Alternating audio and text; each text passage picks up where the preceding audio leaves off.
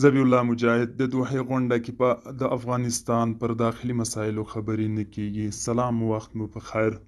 د طالبانو ویان ذبیح الله مجاهد په یو خبري کنفرانس کې د افغانستان په اړه د دوحې درېیمه غونډه کې د طالبانو د ګډون په اړه خبرې وکړي.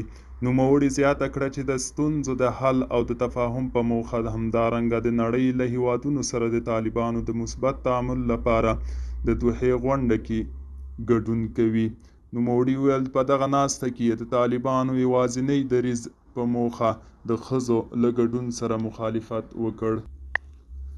ذبیح الله مجاهد همدارنګه وویل چې د دوحې په درېیمه ناسته کې په افغانستان داخلي مسایل نه مطرح کیږي. د هغه په خبره د هیواد داخلي مسایل به په افغانستان پورې اړه لري، نه په ملګرو ملتونو پورې. د طالبانو ویان زیاته کړه چې په دغه غونډه کې به د طالبانو د حکومت پر اقتصادي مسایلو، محدودیتونو او لاسته راوړنو خبرې وکړي.